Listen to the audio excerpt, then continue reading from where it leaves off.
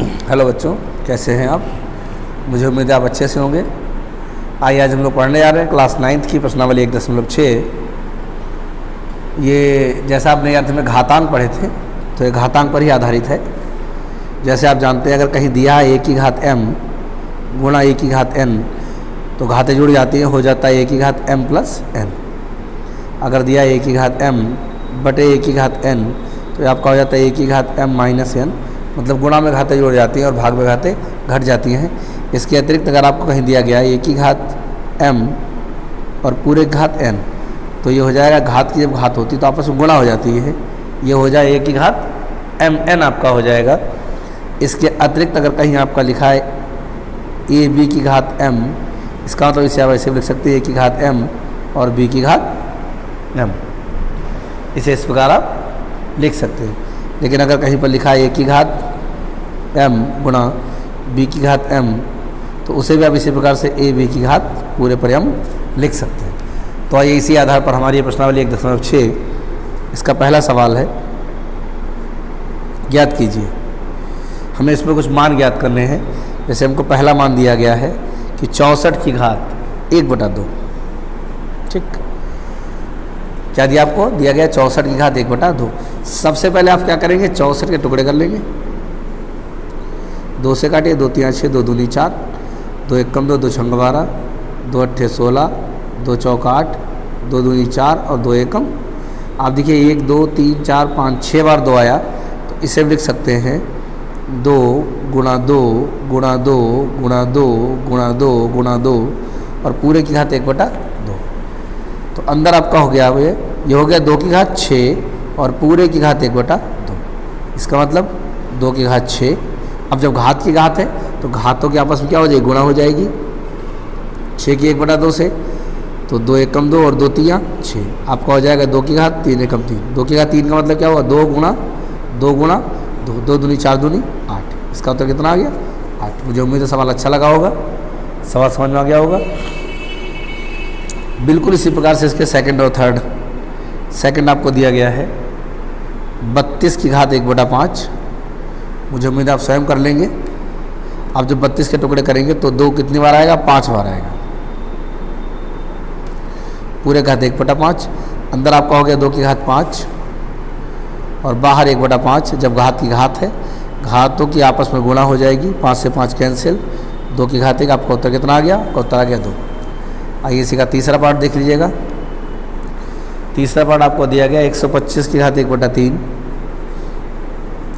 तो हम जानते हैं 125 क्या होगा? अगर आप फैक्टर करेंगे तो 5 गुणे 5 गुणे 5, 5 25 5 125, पूरे घात 1/3। अंदर आपका हो जाएगा 5 की घात 3 और पूरे की घात 1/3। घात की घात से गुणा हो जाएगी और इसका मान कितना आ गया? इसका मान 5 आ गया। तो मुझे उम्मीद है पहला सवाल अच्छे समझ में आया हुआ है। आइए इसका दूसरा सवाल देखते हैं। दूसरा सवाल भी इसी प्रकार से ज्ञात कीजिए और हमको दिया गया है कि 9 की घात 3/2। क्या दिया है? 9 की घात 3/2। कोई दिक्कत नहीं, 9 के फैक्टर करेंगे। हम लोग जानते हैं 3 दिया 9, पूरे घात 3/2, 3 2 बार है, हो गया 3 की घात 2 और पूरे की घात 3/2। जब घात की घात है, घातों के आपस में गुणा होगी, 3 की घात 2 गुणा 3/2, 2 से 2 कैंसिल, तो हमारे पास आ गया 3 की घात 3।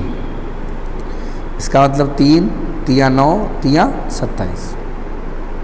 ठीक है, इसी प्रकार से इसका सवाल सेकंड, थर्ड और फोर्थ। ज़रा फोर्थ आप देख लीजिएगा, सेकंड थर्ड आप स्वयं कर लेंगे। फोर्थ आपको दिया है 125 की घात -1/3। तो देखिएगा 125 क्या है? 5 25 पंजे 125 और -1/3। आपका हो गया 5 की घात 3, पूरे घात -1/3।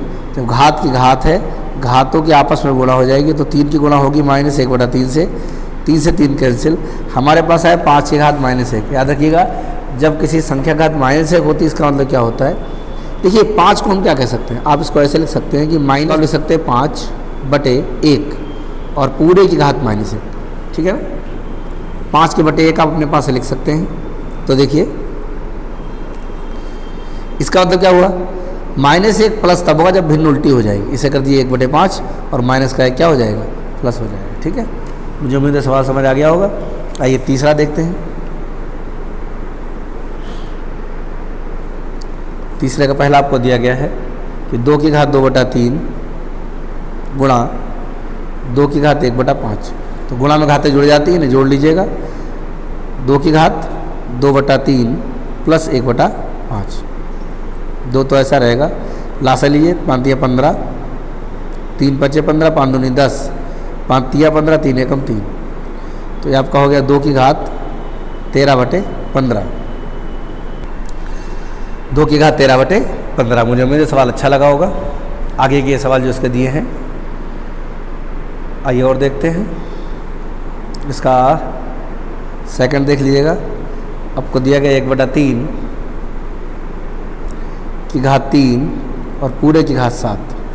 ठीक है, 1 की घात 7 करेगी 1 ही रहेगा, लेकिन यहाँ पर घात की गुणा हो जाएगी। तो 3 की घात हो जाएगा 3 सते 21। चूँकि बटे में लिखा है, अभी पीछे हमने पढ़ा था, इसे ऊपर ले जाएंगे तो आपका हो जाएगा 3 की घात -21। ठीक है, आइए तीसरा सवाल देखते हैं। तीसरा आपको दिया गया 11 की घात 1/2 बटे 11 की घात 1/4। हम लोग जानते हैं गुणा में घातें जुड़ती हैं तो भाग में घातें घट जाती हैं। तो आपका हो जाएगा 11 की घात 1/2 माइनस 1/4। लासा लीजिएगा 4, 2 दूनी 4 माइनस 1। आपका हो 11 की घात 1/2। देखिए 4 होगा यहाँ पे, चूँकि यहाँ 4 है तो यहाँ कितना आएगा 4। 1 में से 2 में से क्या 1, तो कितना हो 11 घात 1/4। ये आपका उत्तर।